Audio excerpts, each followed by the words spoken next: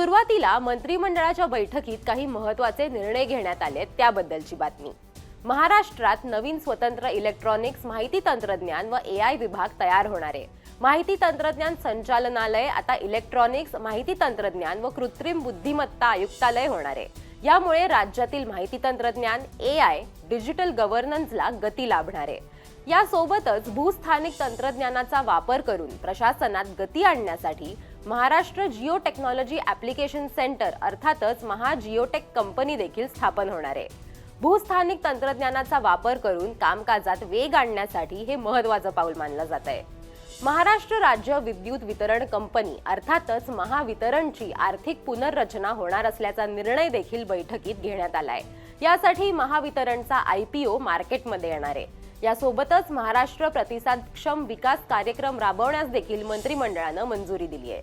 आपत्ती व्यवस्थापनात खासगी भांडवलाच्या मदतीनं वित्त पुरवठा या माध्यमातून उभारला जाणार आहे। देवेंद्र फडणवीसांच्या अध्यक्षतेखाली ही बैठक मंत्रालयात पार पडली। आता बातमी आहे मुंबई मेट्रो बद्दल।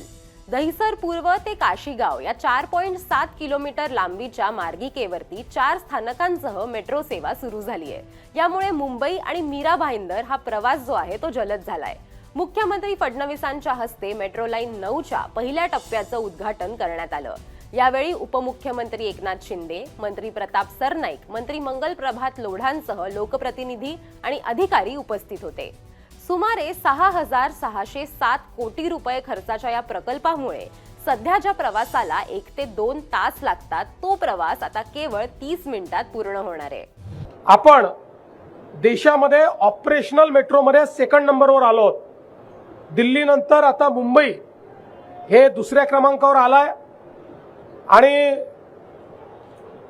या 2 वर्षांमध्ये खूप मोठ्या प्रमाणात आपले प्रोजेक्ट्स कंप्लीट होतील आणि आपला प्रयत्न आहे की पुढच्या 3 ते 4 वर्षात दिल्लीपेक्षा मोठं नेटवर्क हे आपल्याकडे सुरू व्हावं। एकूणच संपूर्ण MMRचं क्षेत्र हे मेट्रोचं जाळं तयार करून सीमलेस अशा पद्धतीची ट्रान्सपोर्टेशन सिस्टीम या ठिकाणी आपण तयार करतो। या प्रकल्पामुळे वेस्टर्न एक्सप्रेस हायवेवरील वाहतूक कोंडी कमी होण्यास मदत होईल। सध्या मुंबईत 100 किलोमीटरहून अधिक मेट्रो मार्ग कार्यान्वित झाले असून देशात दिल्लीनंतर मुंबई दुसऱ्या क्रमांकावर पोहोचली आहे।